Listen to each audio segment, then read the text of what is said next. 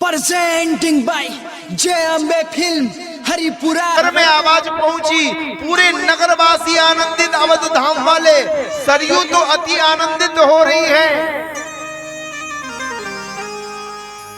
और ऐसे ही महाराज दशरथ ने जब सुना, विप्रधेनु सुर संतहित लीनहु मनुज अवतार, निज इच्छा निर्मित तनु माया गुण गोपार। सुनि शिशुरुधन परम प्रिय पानी, समरथ चल आयऊ सब रानी।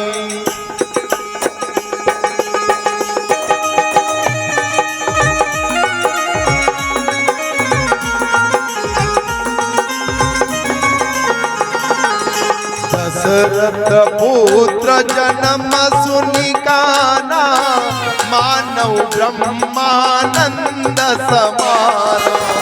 मंगल भवन अमंगल हारी, प्रभु दशरथ अजर बिहारी। दशरथ जी महाराज ने जाकर किसी दास ने कहा, महाराज की जय हो, कौशल्या जी ने सुंदर राजकुमार को जन्म दिया। मने आनंद की यही परिभाषा है, लेकिन यहां तुलसी जी ने वर्णन किया है, दशरथ जन्म पुत्र जन्म सुनि काना, मानव ब्रह्मानंद समाना। ब्रह्मानंद की प्राप्ति हो गई है और स्वयं ब्रह्म का प्राकट्य हुआ है। जिस पिता के यहाँ तो उसे ब्रह्मानंद की प्राप्ति नहीं होगी तो क्या होगा।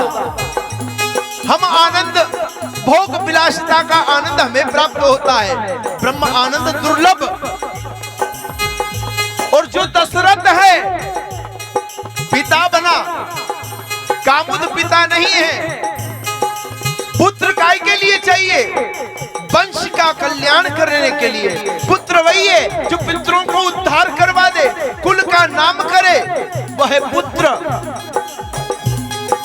अब वो पुत्र किससे प्राप्त होगा? हम देखें पुत्र हमारा ऐसा होना चाहिए, अरे बाया खेत जशो वेगा, वशोई विमे पौधो लागेगा, जशो बीज वेगा, वशोई रूपड़ो लागेगा, वे ना। अब बाया बीज बबूल के आम कहां से खाए? अब वो कौन है पिता? दशरथ। धर्म धुरंधर, ज्ञानी, धर्मात्मा, सत्यवादी, अपने वचन के लिए प्राण दे दे, वो माता कौन है? कौशल्या। कौन है? कौशल्या जी। और कौशल्या जी का नाम ही सुनकर आपको कितना सुंदर लगता है, हैं? आजकल तो नाम भी अद्भुत है, पर कौशल्या जी मने किसी से कभी कलह मन के अंदर द्वेष नहीं रखा जिसने जीवन में किसी से भी। ऐसा नहीं कि भाई तीनों रानियां थी वो आपस में नहीं लड़ती थी। जब बताओ, एक सौतेली माँ हो जिस घर में दो पत्नियां भी हो, और एक सौतेली हो दूसरे के बेटे को कह देगा इसको मैं जमीन में हिस्सा नहीं दूंगी, बताओ क्या हालत होगी। वो जीवन में उससे बात करेगी दूसरी माँ। लेकिन जिसके बेटे को 14 वर्ष का वनवास दे दिया, फिर भी उसने एक शब्द नहीं कहा, वही तो कौशल्या है। और उन्हीं के यहाँ ब्रह्म का अवतरण होता है। वो पिता ब्रह्मानंद की प्राप्ति कर रहा है, और जब ब्रह्मानंद की प्राप्ति हो जाती तो वहां धन दौलत मायना नहीं रखता। जो स्वयं इस स्थिति में है।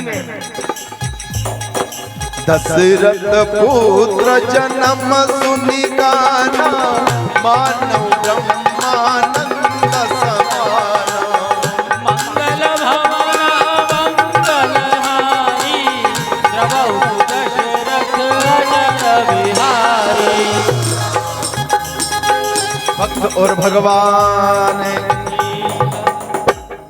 दशरथ जी महाराज जो है अति आनंदित हो गए।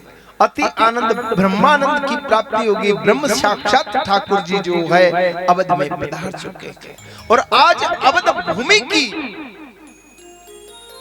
वो भाग्य प्रज्वलित हुआ है जिस धराधाम पर उस परम पिता परमात्मा का, उस पर ब्रह्म का चरण रज इस धाम पे पड़ा है, जो धाम तीर्थ बन जाए।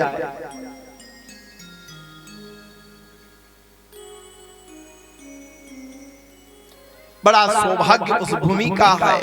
वो भूमि अति पावन है और उस भूमि पर आज तो जहां स्वयं ब्रह्म पधारे हैं, तो ब्रह्म के जितने सेवक हैं पूरी सृष्टि के ऊपर जो निरंतर ब्रह्म की आराधना करने वाले, वो सब के सब उस अवध धाम के चारों ओर अपने अपने धुने लगाकर, अपनी अपनी आसन बिछाकर, कोई एक पांव पर खड़ा होकर, कोई शीर्षासन करके, कोई योग करके, तो कोई ध्यान मुद्रा में, तो कोई तप करके सरयू के तट पर जितने भी दिव्य महान विभूतियां हैं वो ठाकुर जी के आगमन के लिए जो है अवध धाम के चारों ओर बसे हुए। आज अयोध्या जो है कुंभ मेला लग रहा है।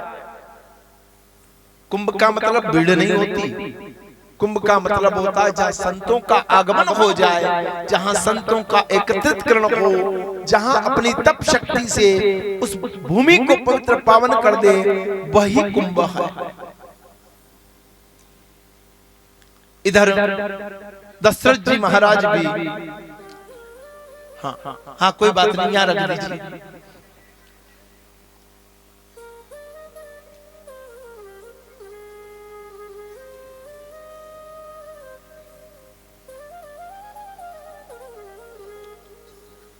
इस भांति जो है दशरथ जी अब अपने गले में जितने हार आदि पड़े हैं उनको निकाल निकाल कर ऐसे न्योछावर कर रहे हैं। दशरथ जी ने संत महात्मा आए, महाराज बधाई हो, संतों को कुछ का कुछ दान दे रहे हैं, ब्राह्मणों को दान दे रहे हैं।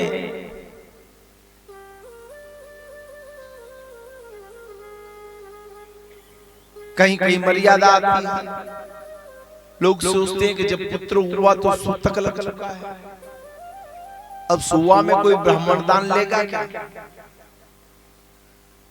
लेकिन सूतक कब लगता है? जब तक बच्चे का नालवा भेदन नहीं किया जाए तब तक सूतक नहीं लगता। उसके नालवे को अलग कर दिया जाता है, तब जाके वहां सूतक होता है। फिर सारी क्रियाएं कलाप चलती है। उसके पूर्व में जितना चाहो उतना कर सकते हो।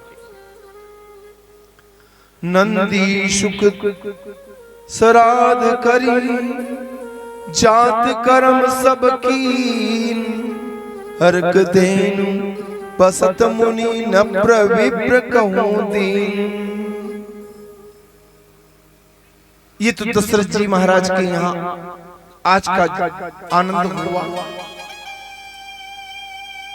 नौमी के बाद तिथि कौन सी आती है?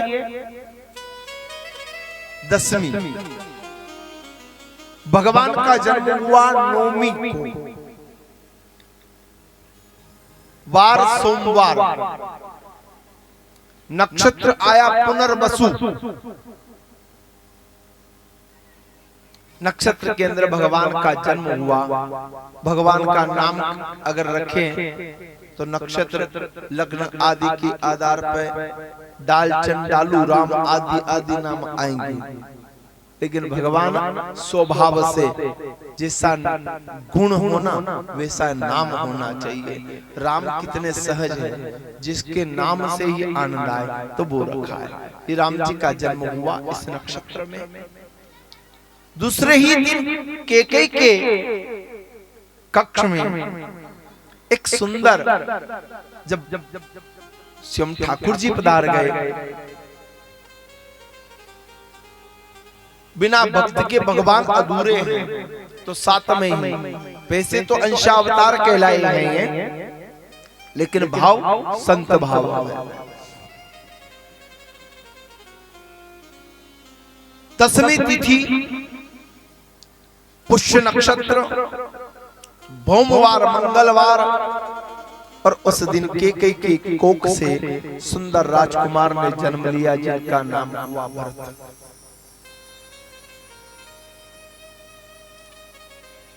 और इसी के पश्चात तृतीय दिवस, और तृतीय दिवस के अंदर एकादशी तिथि अश्लेषा नक्षत्र बुधवार के दिन माता सुमित्रा के गर्भ से दो सुंदर राजकुमार का अवतार होता है। दो सुंदर राजकुमार जन्म लेते हैं। बोलो भक्त और भगवान की जय। जिनका नाम हुआ लक्ष्मण और रिपुसूदन। कैकेयी सुता सुमित्रा तो पता नहीं चलता, और दुख का समय एक एक मिनट एक एक वर्ष प्रतीत होता है। तो आनंद का जो दिवस है उसमें कोई प्रतीत नहीं होता, और दुख का समय है वो हर समय अपने को एक एक क्षण कैसे बिताते हैं वो प्रतीत होता है। ऐसे ही राम जी 1 मास के हुए तब तक आनंद ही आनंद में, ये भी प्रतीत नहीं हुआ वो 1 मास 1 दिन बीता हो, ऐसे प्रतीत होता। ये मान लीजिएगा 1 मास के राम जी हो गए। मास स्नान के बाद फिर नामकरण का अवसर आता। अपने छोरा छोरी को नाम कदी कराओ, मीना को भेजा के बाद ही कराओ ना, तो पहले कड़ाई आओ। संस्कार तो करें को नहीं, महाराज ने जान का जो फांदड़ी बना दे वो। जबकि क्या होता है 1 मास के बाद उस बालक का नामकरण संस्कार होना चाहिए। जिस घर के अंदर अशुद्धि हुई है, बालक का जन्म हुआ है, वहां की शुद्धिकरण हो मास में, सारे भवन की स्वच्छता हो, उसके बाद उसमें यज्ञ हवन हो। यज्ञ हवन करने के पश्चात फिर पंडित जी के द्वारा या महापुरुष किसी भी संत महात्मा को बुलाकर अपने बालक का नामकरण संस्कार करवाया जाता। 16 संस्कार हमारी संस्कृति में है। पहले गर्भधान से लेकर पुंसवन संस्कार, माँ के गर्भ में बालक है उस समय भी संस्कार होता है। बड़ की, पीपल की आदि की औषधियों की गंध उनको सुंघाई जाती है, जिससे हमारे बालक की आयु अक्षय हो, अपूर्ण न हो, माता का गर्भ पात न हो, पूर्ण समय काल में ही बालक को जन्म मिले।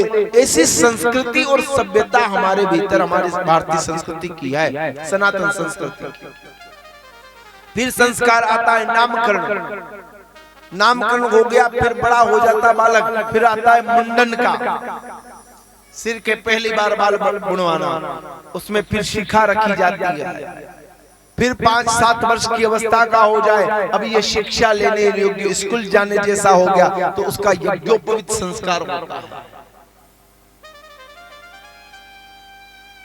विद्यारंभ संस्कार, उसके बाद में बड़ा हो गया, यौवन अवस्था में आ गया, तो अब उसकी विवाह संस्कार।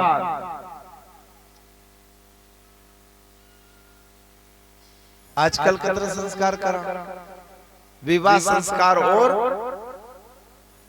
अंतिम संस्कार, ये दो ही में जल्दबाजी करे। मांडा में के महाराज जेठ फेरा दे दीजिए, अब वो 6 महीना हो तो तैयारी कर रही हो मांडा की, और जब फेरा देवा को अवसर आवे 2 घंटा को टेम्पो नहीं उड़ाने, मैं की दे महाराज फेरा जेठ दे दीजिए। ये है तो संस्कारों से ही जीवन श्रेष्ठ बनता है। यहाँ भगवान का नामकरण का अवसर आता है। अब नामकरण का अवसर आता तो सबसे पहले गुरुदेव वशिष्ठ जी महाराज को बुलाया गया। वशिष्ठ जी जो है रघुकुल के कुल पुरोहित हैं, वो आए अवध के भवन में। सब लोग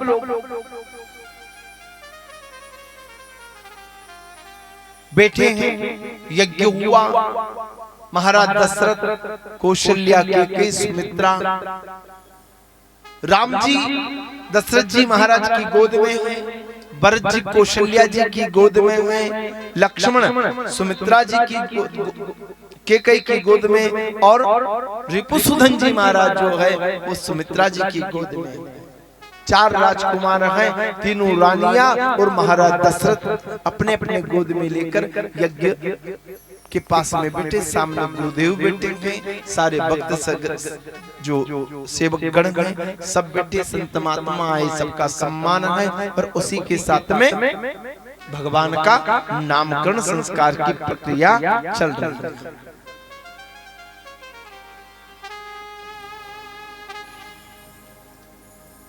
सो सुख धाम राम असनामा, अखिल लोक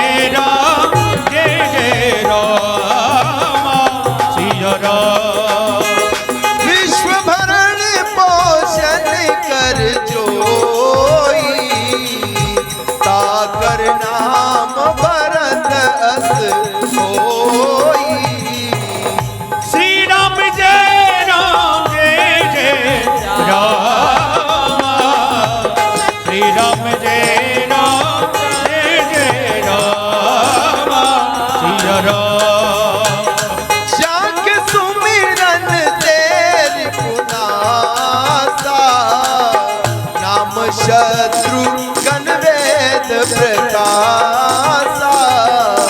श्री राम जय जय राम, श्री राम जय जय राम, सिया राम।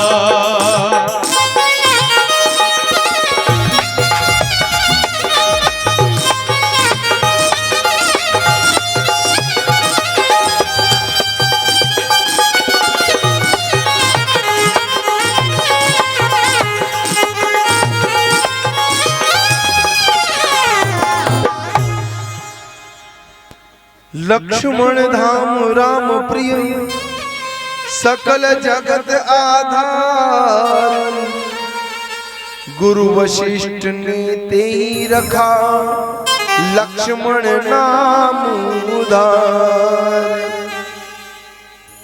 सो सुख धाम राम असनामा, अखिल लोकदायक विश्राम। वशिष्ठ जी महाराज ने सबसे पहले श्री राघव सरकार को मुखमंडल के दर्शन करते हुए भगवान को आशीर्वचन करते हुए कहते हैं कि हे राजा, आपका जो ज्येष्ठ पुत्र है जो आपकी गोद में है, इसका नाम राम है। इसके नाम मात्र से ही सकल संसार को एक विश्राम सा मिलेगा। अति थक जाए, हताश हो जाए, अनिहास आपके मुख से निकलेगा हे राम।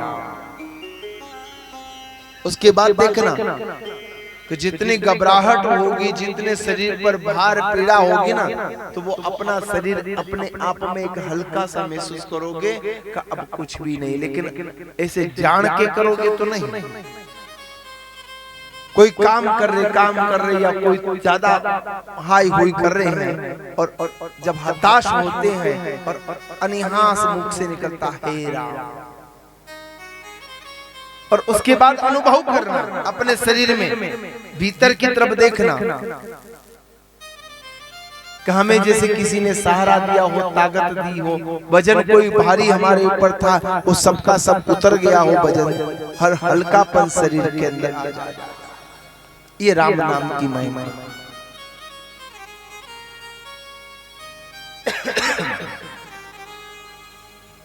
राम भी एक नहीं हुए, धरती पे कितने राम हुए? 3। और 3 राम के 3 गुण हैं। राम एक ही है लेकिन 3 हुए, और 3 राम के 3 गुण हैं। एक तो राम जो दशरथ नंदन, दूसरा बलराम कब हुआ है? द्वापर में, वो भी भगवान के अवतार, और तीसरा परशुराम, वो भी भगवान के अवतार है। एक 16वां अवतार है, एक 18वां अवतार है, और एक 19वां अवतार। परशुराम जी भगवान के 16वें अवतार हैं। 24 अवतारों में 16वां अवतार परशुराम जी का है, 18वां अवतार श्री राघव सरकार का है, और 19वां अवतार श्री बलभद्र जी महाराज का है, बलराम जी महाराज का है। ये 3 राम हैं।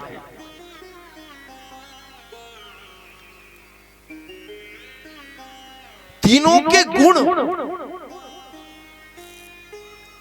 भिन्न भिन्न, लेकिन भाव तीनों के एक।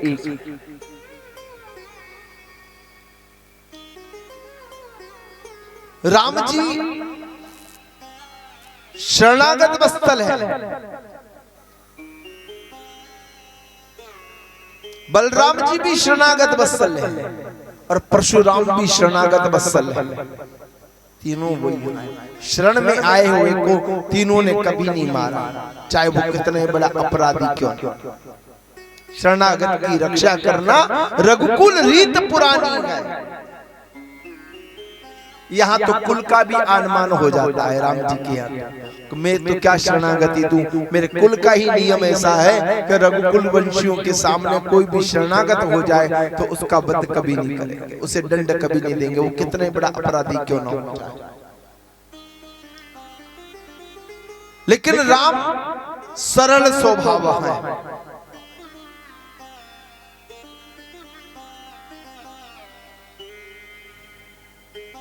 क्रोध आने पर राम ने भी किसी को नहीं छोड़ा। तो बलराम जी, बलराम है तो वो भी सरल स्वभाव के हैं, सहज स्वभाव के हैं, लेकिन जब कुपित हो जाते हैं तो फिर तो धरा के भीतर से, पाताल से भी निकाल कर उसको सीताराम कर देंगे। और परशुराम जी की महिमा तो आप लोग जानते ही हो कि इस धरती से ही 21 बार उन दुष्टों का विनाश कर और फिर धर्म की स्थापना करी अकेले। लेकिन शरणागति उनकी भी, उन्होंने भी कोई उन्हीं को जो अपराध करता है। भगवान ने किसके लिए अवतार लेते? गोदिज देनु देवहित का।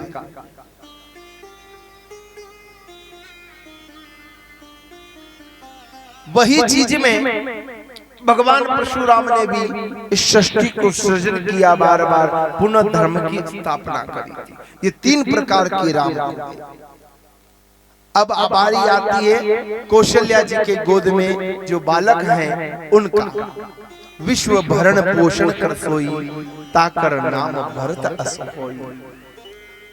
हे राजा, जो कौशल्या की गोद में है ये बालक विश्व, इसके नाम को स्मरण करने मात्र से ही विश्व का भरण पोषण।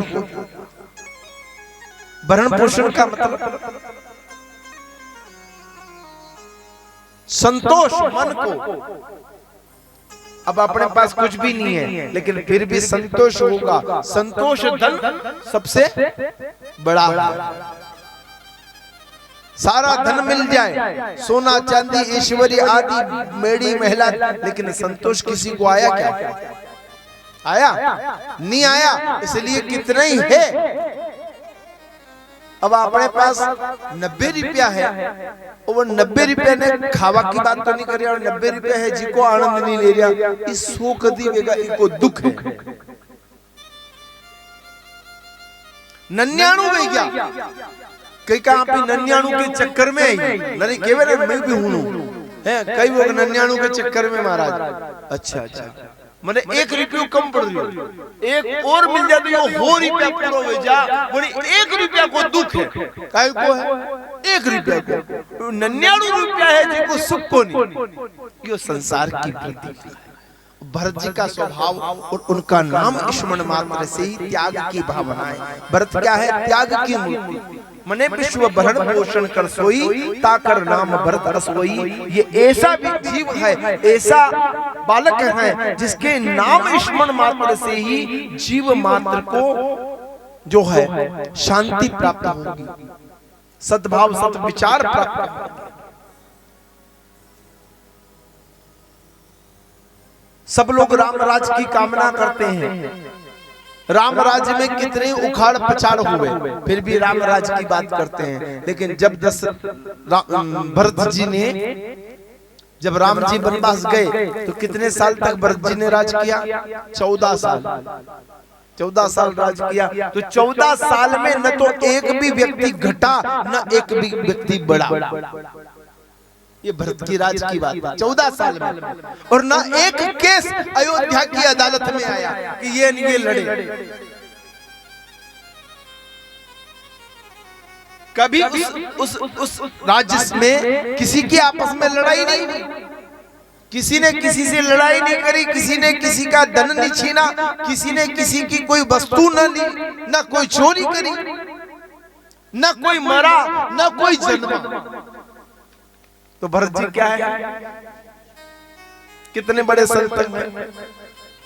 उनके कारण ही तो पूरी प्रजा जैसी राम जी से ली थी जैसी राम जी छोड़ के गए वैसी 14 वर्ष बाद राम जी ने भरत जी ने राम जी को वैसे ही राज लौटाया।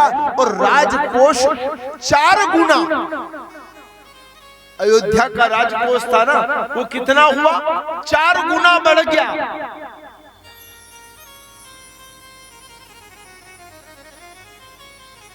और व्यवस्था पूर्ण रही। बताओ राज किसका अच्छा था राम का भरत जी का? भरत जी का था। लेकिन लोग किसकी कामना करते हैं राम राज्य की। बोलो भक्त और भगवान की। तो ये भरत जी महाराज है।